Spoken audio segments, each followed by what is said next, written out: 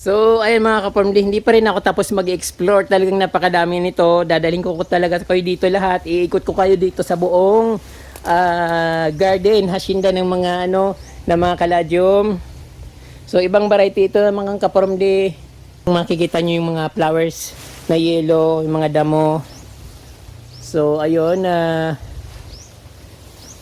buti na lang nagpantalon na ako kasi kung hindi ako nagpantalon sigurado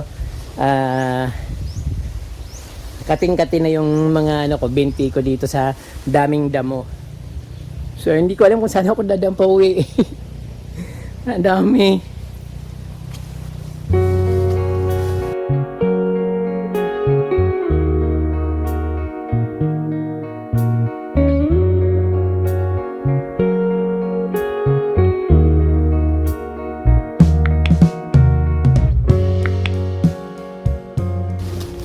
So, ayun po mga ka-from D, susuungin ko tong napakamasukal na mga dito, mga damuhan. Talaga naman napawaw ako nung dumaan ako dito kasi naman kung nakikita nyo, parang akala mo kung tinanim talaga itong mga naggagandahang mga winter Christmas or white Christmas na mga caladium. Talagang napakarami nila ka-from D talagang ayun no. Ay, ang dami. Tapos, parang two varieties yung mga nanditong makikitang halaman, mga mga caladium na ganito. White Christmas, tapos parang something may junior pa yan kasi depende sa laki nung, or depende sa variegation ng kanyang may senior, may junior, pero ang alam natin, White Christmas. Mayroon din sila mga flowering plants, ayun no. Damo lang ito ka-from yung mga nakikita natin sa mga gilid ng kalsada, yung damo na ito. Pero alam ko, ginagawa itong halaman sa ibang bansa. So, ayun. Kakatuwa.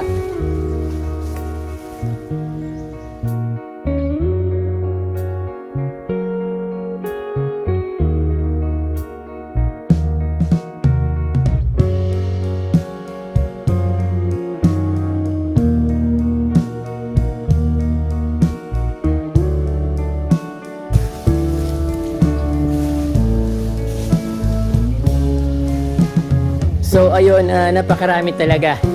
Wow, grabe.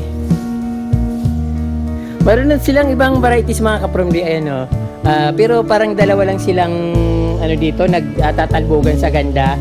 Talagang mapapawaw ka talaga. Parang parang mga sinampay na nagkalat.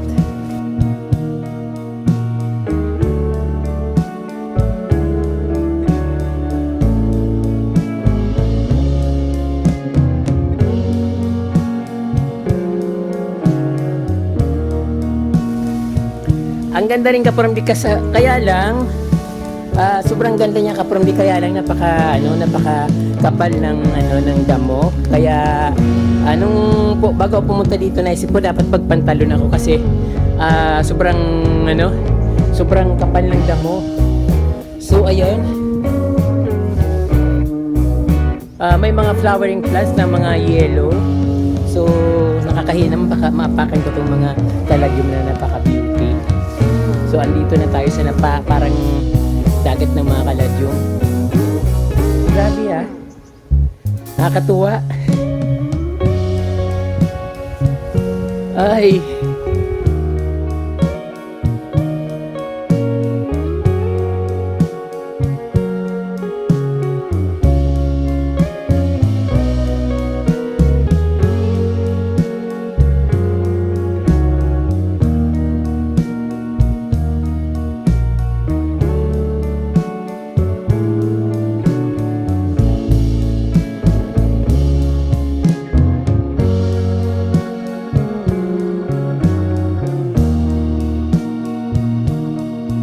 Oh, grabe.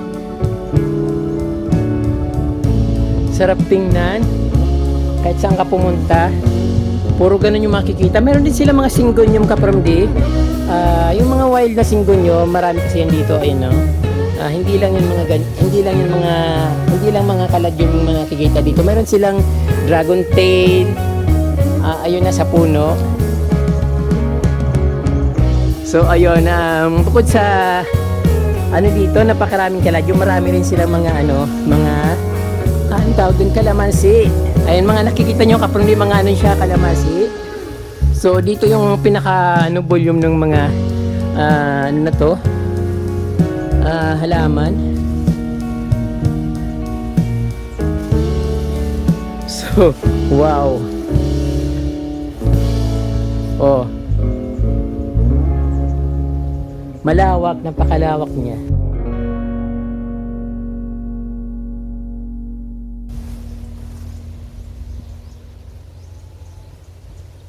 So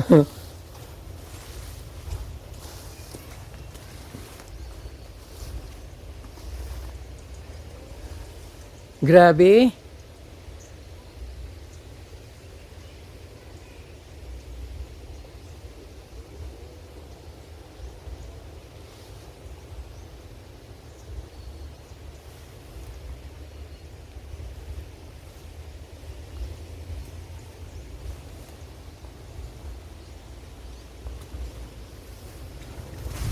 Nakainggit, sana may lupa akong ganito. Kahit hindi na ako magtanim ng ibang halaman, lilinisin ko na lang ito. At syempre, lalagyan ko ng mga ibang, yung sa mga puno-puno ng kalamansi, maglalagay ako ng ibang halaman para medyo may kulay naman na iba. Hindi yung puti lahat, pero talagang ano, nagpaganda rin yung mga flower na yellow. So ayun. Along the highway ito ka from at syempre medyo tago siya, hindi masyadong nakikita sa ano. Pag hindi mo talaga tiningnan, hindi mo siya makikita na gano'n na mapapawaw ka sa sobrang dami. So ayan, hindi ko alam kung ilang ano to, baka mga 3 hectares tong ganitong mga halaman. So wild siya ka from the wild plants, hindi po siya tininim dito. Kasi kung tininim nila ito dito, sigurado ibibinta nila to. So ayun, sobra. So ayun kapag may nakikita tayong ibang variety, halimbawa puro puti, ano ba naman ito pang ipakita ko po sa inyo itong kinakagat na ito, ang dami lang maganda. So ito kasi may nakita akong ibang variety. So kapag may nakikita tayong ibang variety ng plants, halimbawa ganito lahat, yung na halaman nakikita mo, tapos may makita kang isang ganito, talagang mapapawaw ka kasi parang wow, nag-iisa siya. Pero ito mas common siya dito sa amin. Mas maraming ganito dito sa amin kaysa sa white. Pero dito talaga mas maraming white. Ayun no, yung mas common yung naging rare. Ang ganda. Napapawaw ako talaga.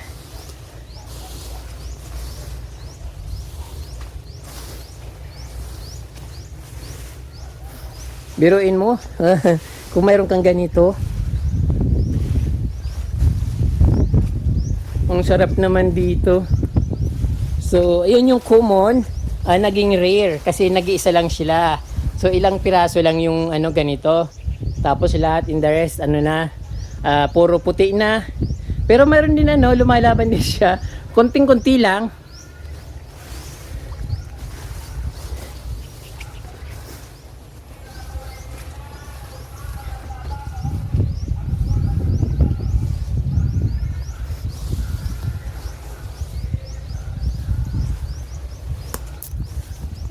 Wow, ang ganda nito. Parang kakaiba ito ka from yung kasi parang pag nakikita mo daming ganito, puro puti, tapos may nahalong ganyan, ayan, mapapawaw ka kasi kala mo rare yung halaman na yun. Pero sa totoo lang ka from napakarami talaga.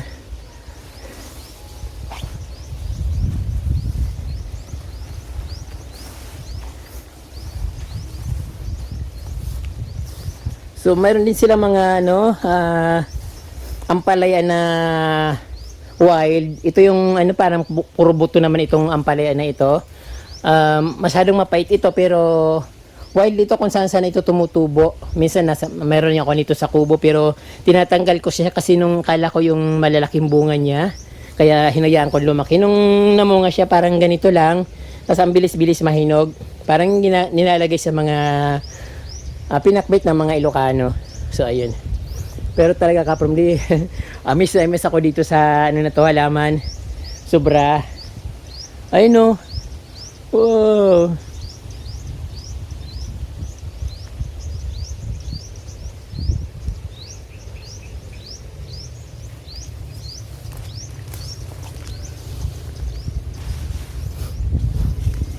Hindi ko na alam kung ano sasabihin ko. Basta maganda talaga.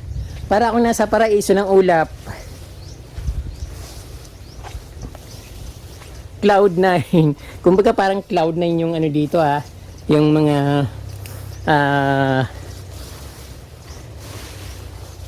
ito. Mas maganda sana kung mayroon pang mga ibang rare na mga halaman. Mayroon din ditong yung anong tawag dito? Yung makahiya. Maganda rin yung mga flower niya kasi nagmix siya dun sa mga yellow flowers. Ayun. Umuulan na.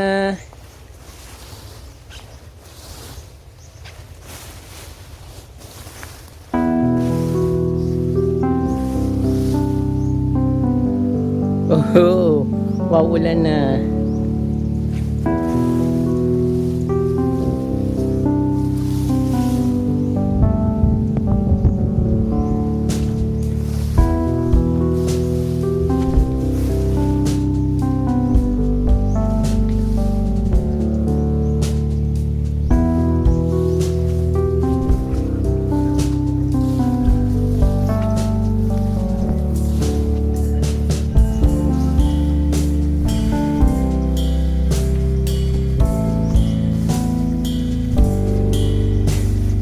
Dito tayo. Ganun pa rin. Grabe talaga, oh.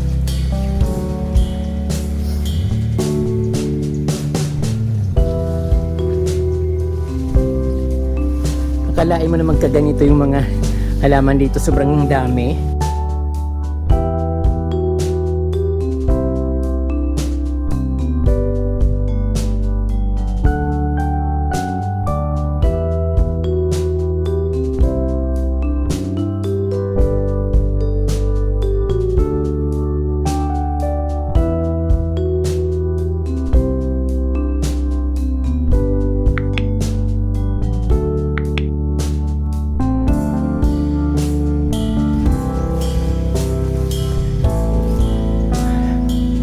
Ay, nakakapagod din mag-ikot kasi parang hindi ko rin alam kung saan ako pupukus. Ayun, may mga nakahalong ibang halaman. Hanggang ito doon kapag sa kabila, may parang dalawang lote ito, may kalamansi tapos may mga niyugan. So hanggang doon ganun din yung mga halaman.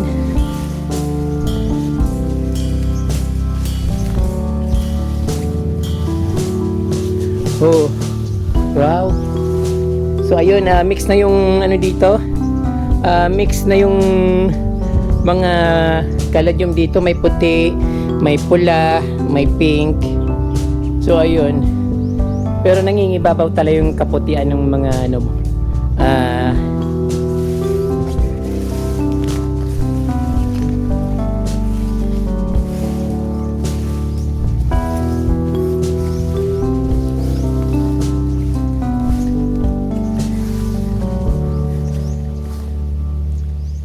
So, ayun mga ka-farmly, hindi pa rin ako tapos mag-explore. Talagang napakadami nito. Dadaling ko talaga kayo dito lahat. Iikot ko kayo dito sa buong garden, hacienda ng mga ng mga kaladyum. So, ibang variety ito mga ka-farmly. Ibang variety naman ito mga ka-farmly.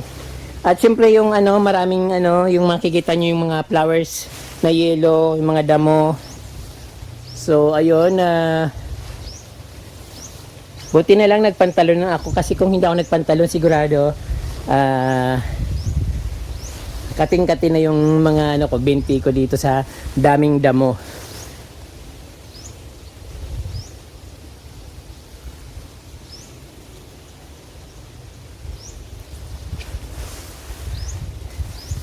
Sarap. Medyo masyado nang matataas yung mga damo doon pero pupuntahan ko pa rin. Ano ba yun? Ayun, may niyugan doon. Dito na pala yung niyugan.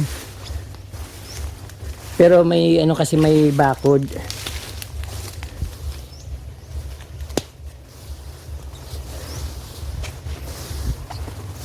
So ayun, pakarami.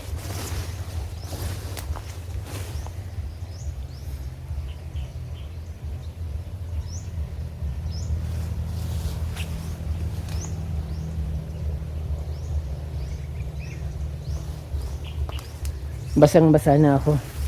Tayo pag nagkaroon ng isang ganitong piraso, kahit isang piraso lang yan, parang tuwang-tuwa na tayo. Pero dito parang baliwala lang, oh.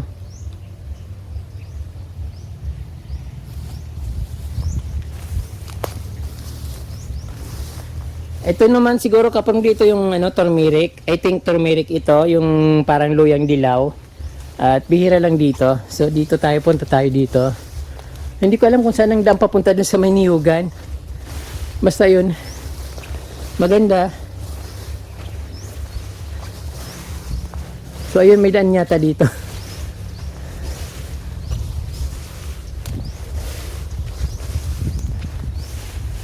So ayun, tawid tayo dito sa niyugan. Mas dito, hindi masyadong madamo.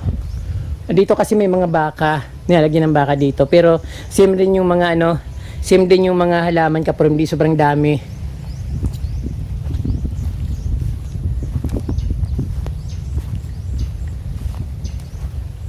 So ayun, lahat yata oh. May mga baka. Dito hindi masyadong mapuputi yung nandito sa sa dito sa bakahan, pero sobrang dami pa rin. At kumpul-kumpul sila. Ayun.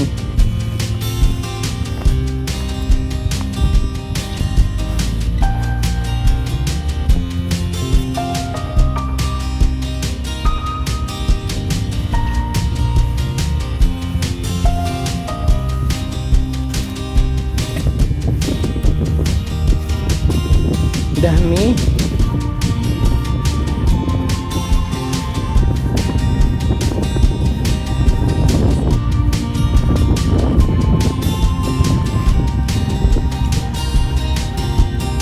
Ilang hektar kaya ito?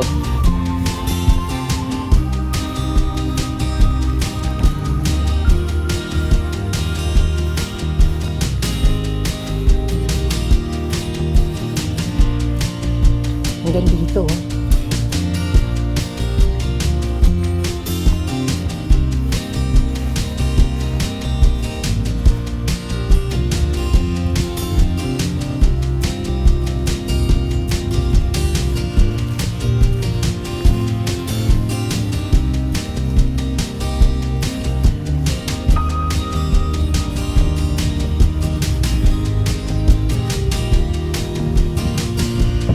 Hanggang dito.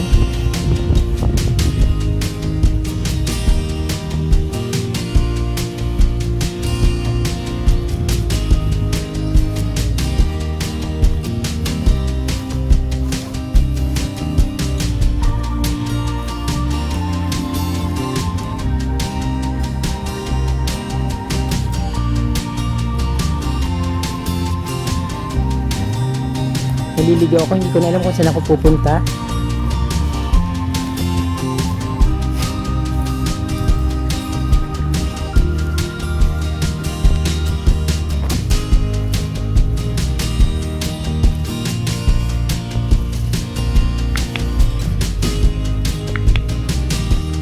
So hindi ko alam kung saan ako dadaan pa uwi. Ang dami. Anin ko na lang kung saan ako doon.